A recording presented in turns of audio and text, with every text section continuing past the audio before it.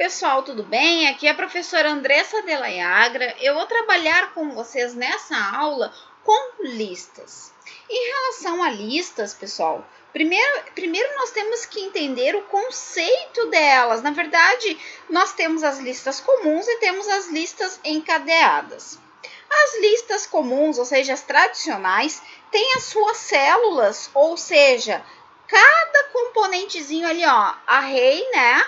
Tem o índice 0 e dentro, por exemplo, ele tem o número 3, né? Então, isso seria uma célula. Então, as listas tradicionais têm suas células organizadas, todas juntas e posicionadas uma ao lado da outra. Isso faz o que, pessoal? Isso garante velocidade em buscas e acesso randômico. Como assim randômico? Ou seja, eu posso, então, acessar qualquer posição que eu queira. Porém, então, existe uma desvantagem nessa estrutura.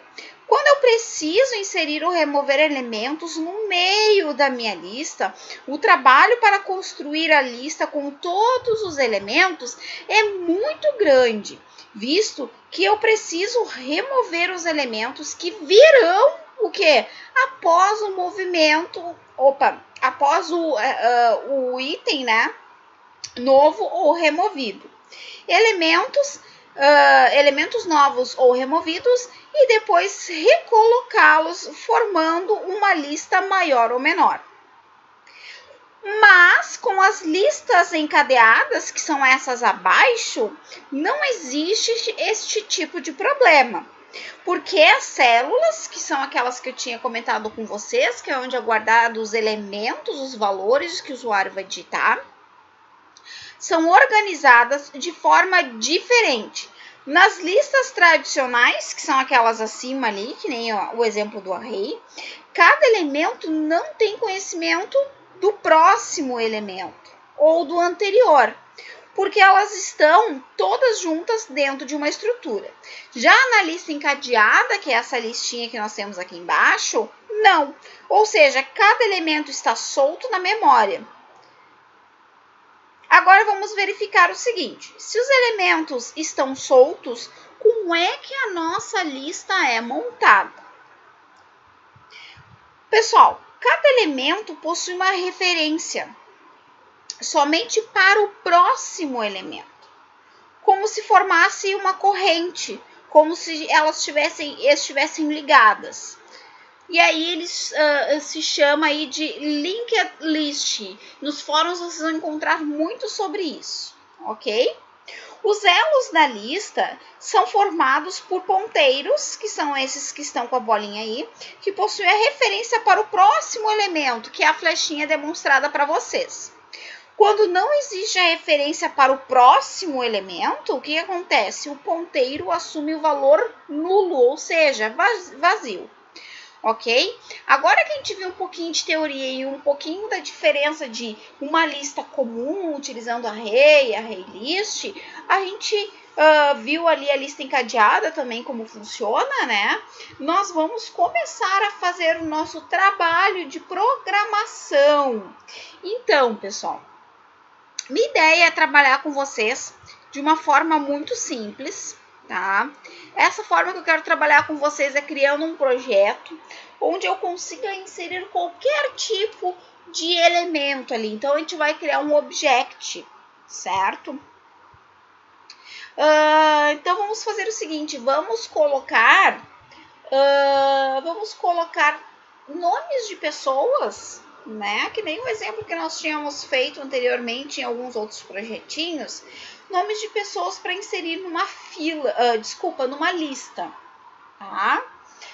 Então, vamos abrir um novo projeto, File, New, Java Project. O nome do nosso projeto aí vai ser lista nome,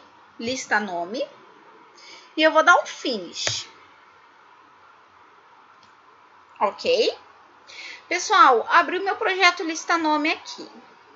Eu vou clicar agora com o botão direito em cima do SRC, New, Package, pacote, né? Que é onde eu vou guardar aí as minhas classes. Vou chamar aqui de lista.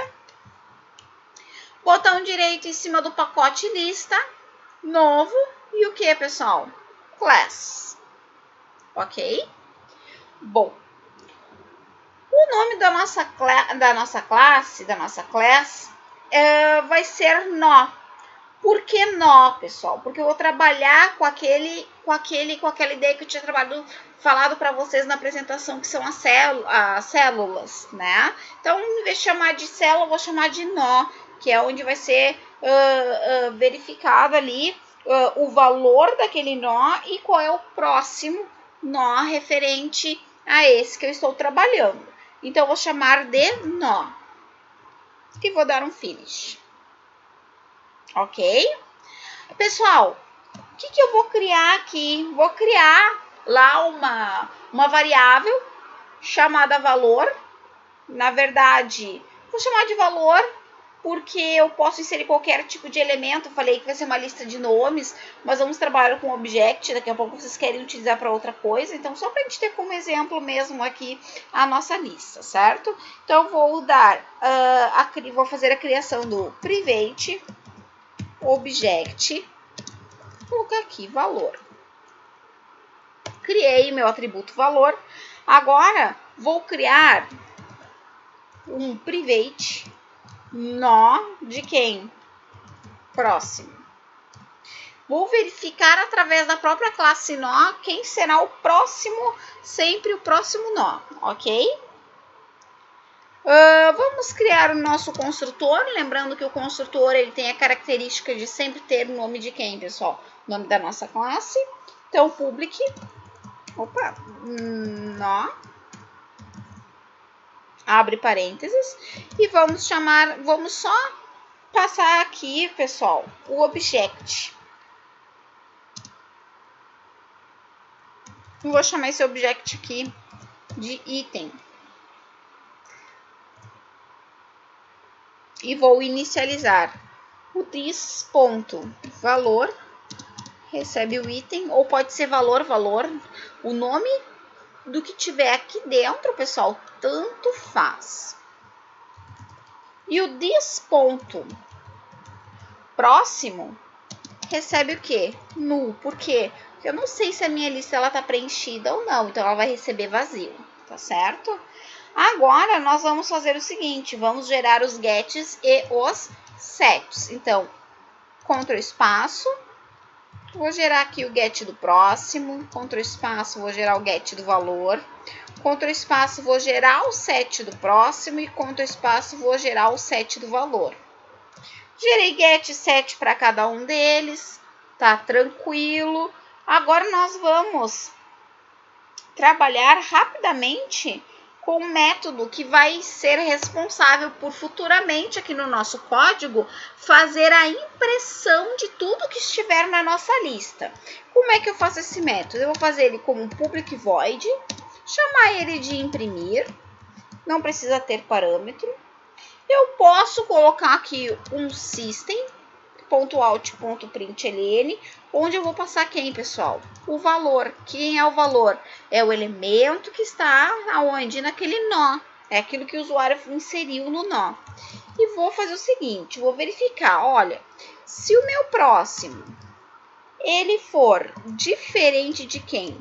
De null, pessoal, o que acontece se ele for diferente de null? É porque ele tem um próximo elemento, né? Então, a gente vai mandar fazer o quê? Imprimir. Então, o próximo valor, a gente vai mandar imprimir, ok? Então, esse aqui é o nosso método de impressão. A gente vai imprimir os valores e sempre vamos continuar imprimindo se o próximo nó ele for diferente de null, ou seja, diferente de vazio. Então, Ctrl S para salvar.